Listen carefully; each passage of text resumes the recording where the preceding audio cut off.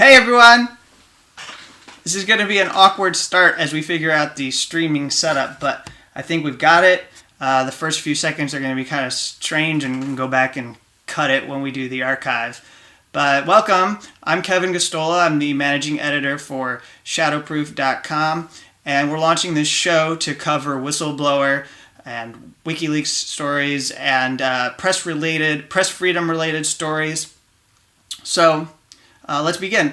And we're going to stay away from the impeachment and the Ukraine call whistleblower because that's gotten quite a bit of attention, and that's not that we won't cover it in this weekly update show, but when it is important to, we will cover it. But for now, let's cover some of the other stories that have not gotten the same kind of press that whistleblower has received.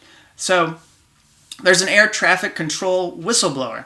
And so ahead of the busy Thanksgiving holiday week, a flight controller is blowing the whistle on air traffic control procedures at the Jacksonville Air Route Traffic Control Center in Hilliard, Florida. The center controls flights in Alabama, Georgia, Florida, North and South Carolina, as well as the Gulf of Mexico. Government executive reported that the Office of Special Counsel, which handles internally a lot of these whistleblower complaints from government employees, has substantiated the specialist complaint that the center was not complying with the Federal Aviation Administration's rules for transferring aircrafts from one airspace sector to another.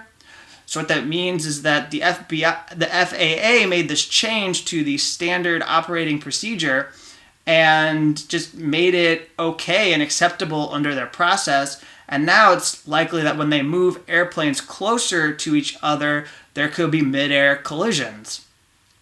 So the special counsel, Henry Kerner, put out a press release and said, despite being alerted to these troubling findings, FAA management has failed to take appropriate corrective action. The safety risk management process is not merely an exercise in completing forms. It involves a critical safety analysis to identify and mitigate hazards posed by air traffic procedures.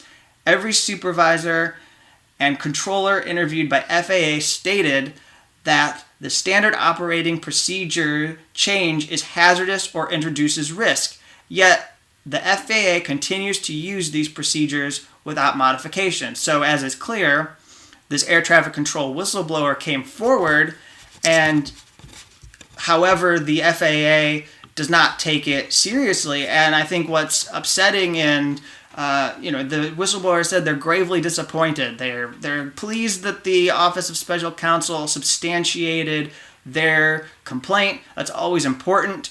You want some internal body that is doing some kind of watchdog activity to believe what you have to say, to give you credibility.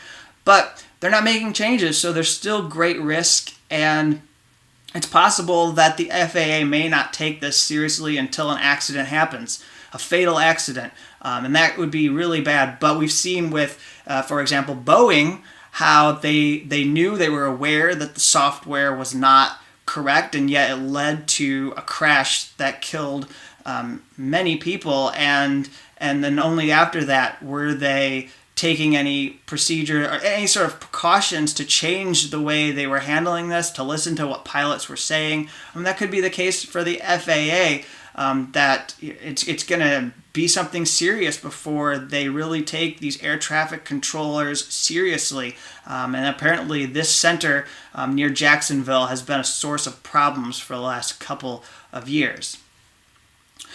So good luck traveling this Thanksgiving holiday. All right, so Hanford plant whistleblower protections. That's another thing I wanted to talk about.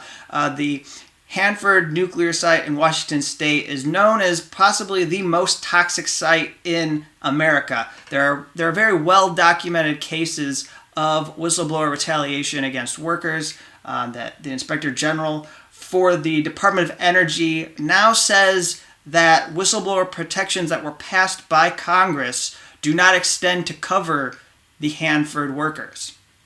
The Tri-City Herald reported that the Inspector General did a review of 30 of the Energy Department's largest contracts. They total around $386 billion. And one of the contracts they looked at was a contract for Bechtel National. Those of you who follow military defense contracting or are familiar with military defense contractors might recognize the name. I'm sure it's been engaged in some war profiteering. They have a contract to build a $17 billion vitrification plant at the Hanford site.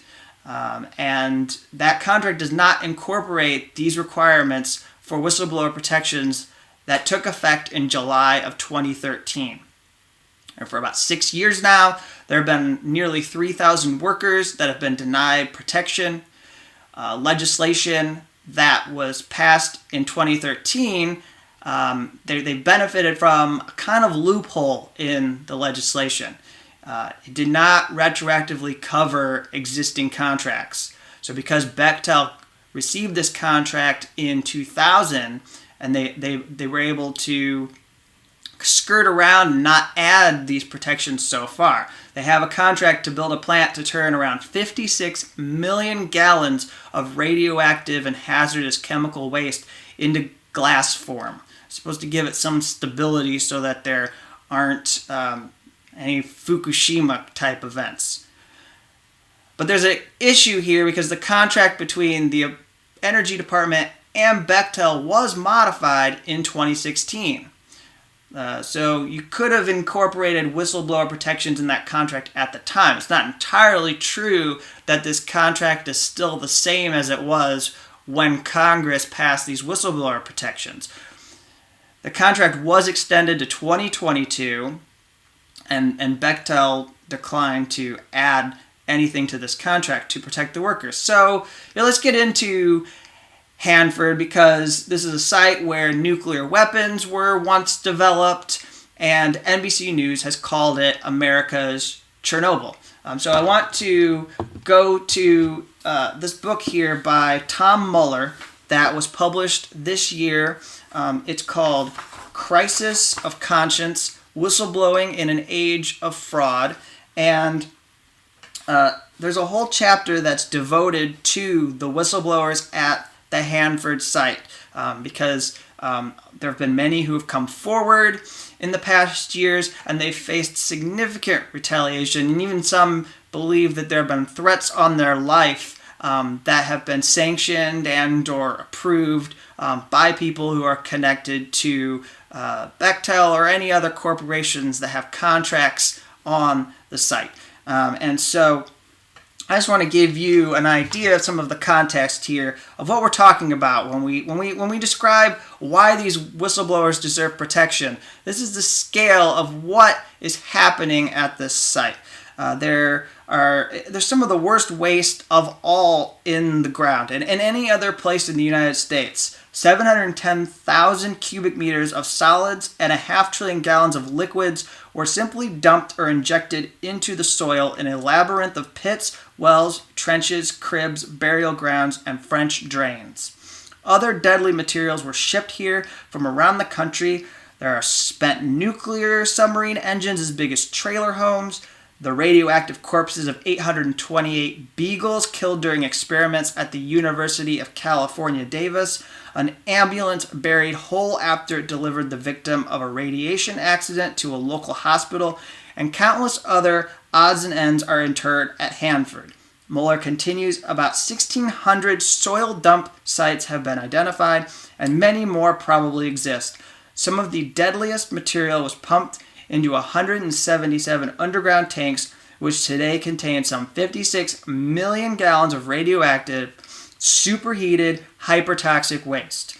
Most of the tanks were filled so long ago that no one knows their exact contents. As a 1997 study of tank composition put it, Hanford waste tanks are, in effect, slow chemical reactors in which an unknown but large number of chemical and radiochemical reactions are running simultaneously.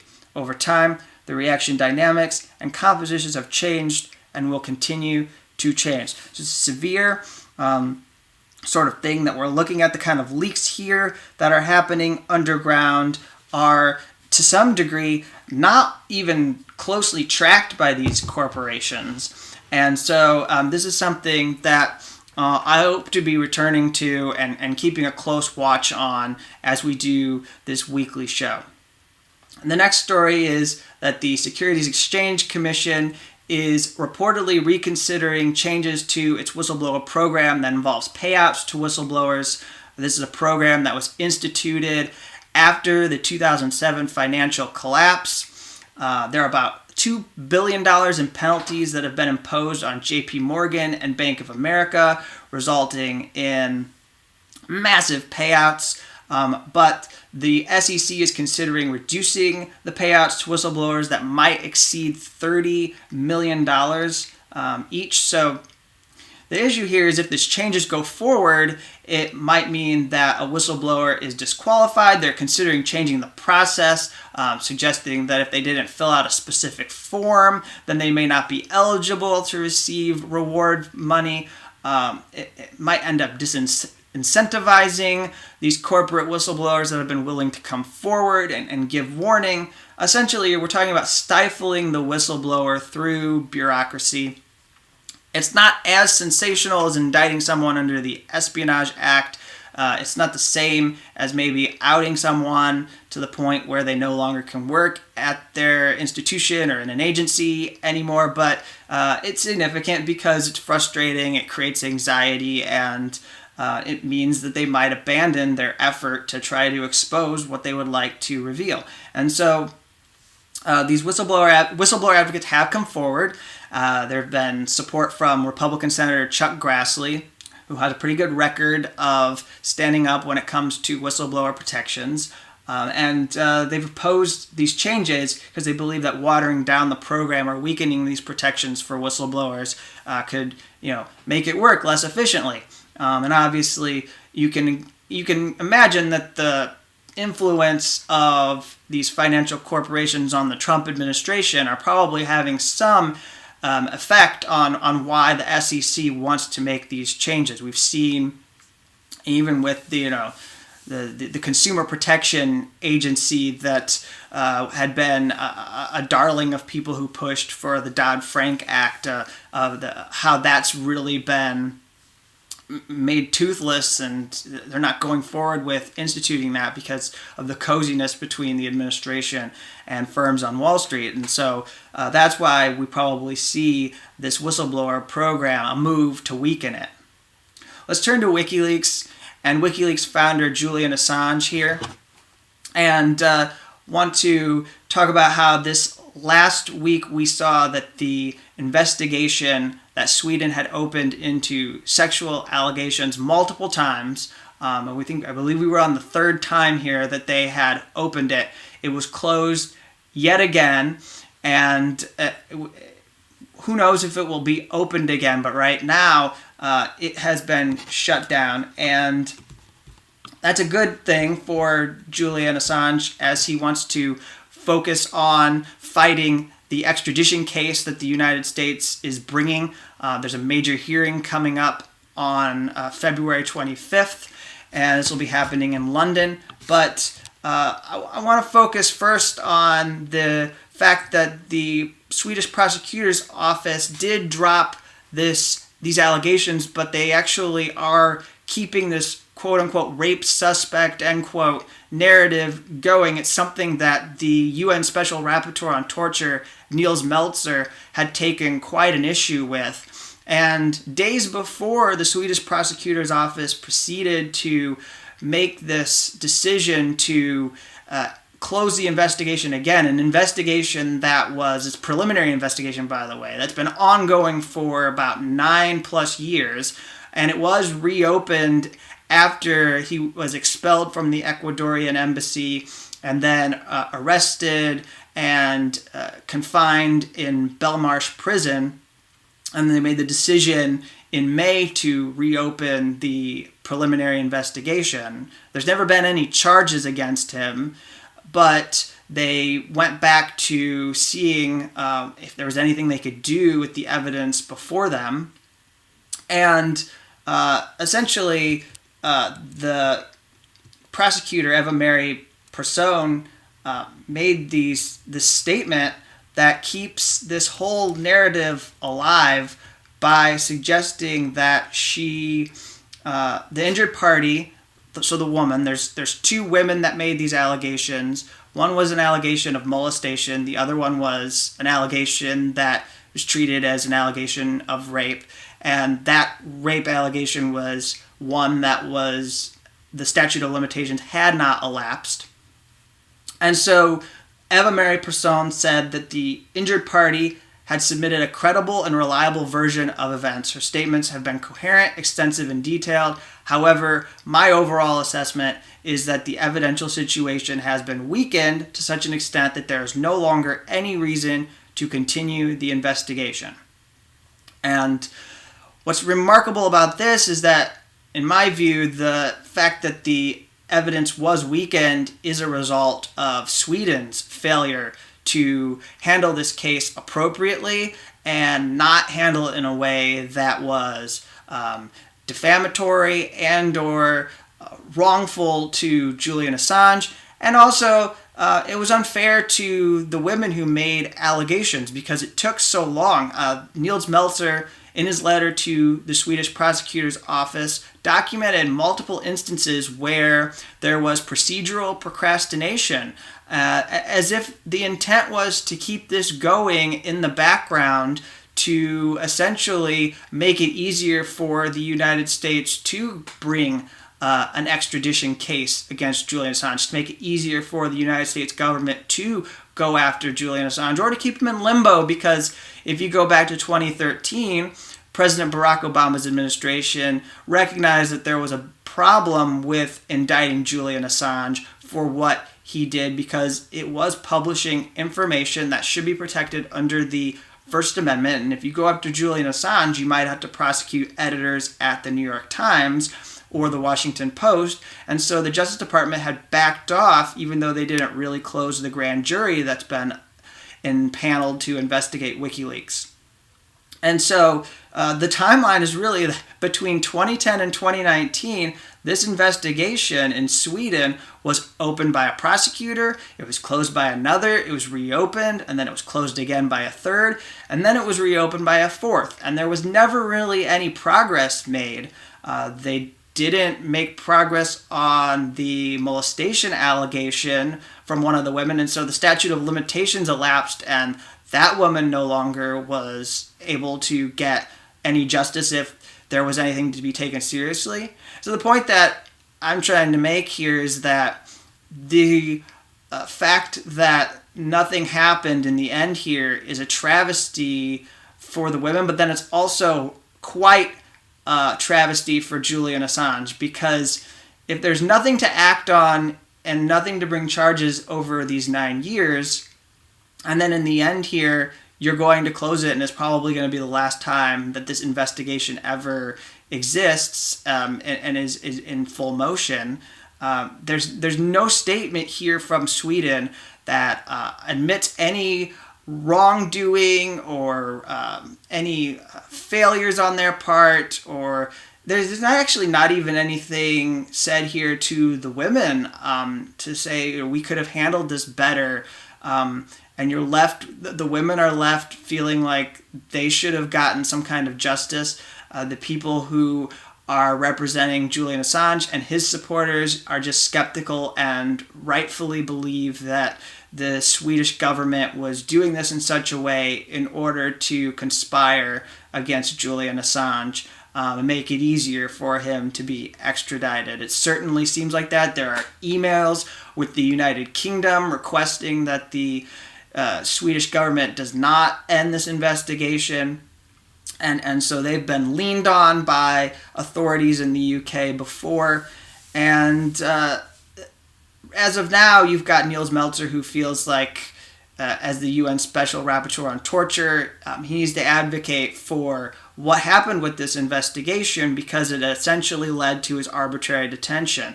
And the reason he requested political asylum in Ecuador was because this investigation was ongoing. Now, the fact that it doesn't produce anything, and the fact that consistently along the way there were opportunities to question Julian Assange, to collect any information that may have materialized into charges, they refused to do that.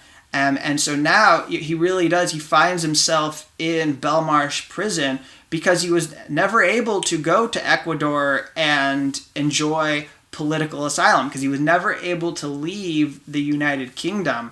And so once he was expelled by Lenin Moreno's government in Ecuador, because Moreno is now cozy with the United States government, when that happened, that means that he's stuck. He's going to be in a position now where he's going to be handed over, and the United States government can bring this case. We now have a administration with a Justice Department that believes in targeting journalists as well as whistleblowers, escalating Obama's war on whistleblowers. That's what is happening with the Julian Assange case. I want to also mention that there was an administrative hearing this past week. There's been a lot of attention to the judge that is involved in overseeing, the chief judge. Her name is Lady Emma Arbuthnot, and she is at the Westminster Magistrates Court. There's been some excellent reporting done by Mark Curtis and Matt Kennard in the past week that looks at the conflicts of interest that she probably has, that should force her to recuse herself in the way that she is managing this, but there have been no statements by her. What was revealed by these two journalists, it was posted to Daily Maverick, is that she has connections to, her husband has connections to the defense industry, and this military corporation Thales Group, it wasn't until earlier this year that he quit. He had been with something called Babcock International, which was an arms company. And these are both companies that have contracts with the UK Ministry of Defense. And as these two journalists point out, these are defense contractors that you could say WikiLeaks has targeted in the past, that their actions were exposed as a result of their releases. Again, actually, this brings us back to Bechtel, because Lady Arbuthnot was provided with tickets to go to a show in London, and they were £1,250, and they were provided by Bechtel Management Company, and they have contracts with the UK Ministry of Defense. And Bechtel's involved in industrial cybersecurity, and these releases that have been put out in the past have exposed some of this. And so this is hugely problematic for the prosecution of Julian Assange. It's something that I think his defense attorneys probably have grounds to raise as an issue. Now, the son of this senior judge, Lady Emma, is also someone who is involved in work that WikiLeaks has sought to expose. Alexander is part of this private equity firm, Vitruvian Partners, that again, Mark Curtis and Matt Kennard have exposed as being involved in investing in something called Darktrace. It's a cybersecurity company, which is also staffed by officials recruited directly from the National Security Agency and the CIA. And so, the fact that he's involved in this is an issue because Darktrace has been targeted by WikiLeaks exposing some of the things that are going on with UK and US intelligence agencies, the way that malware is used, the way that there are offensive cyber warfare measures taken. I would venture to believe that the Vault 7 materials are materials that, as exposed, implicate whatever Darktrace is involved in doing as a company. And so having this should be a conflict of interest or something that Lady Emma Arbuthnot will probably need to acknowledge in order to create this confidence that there can be fairness in the court proceedings.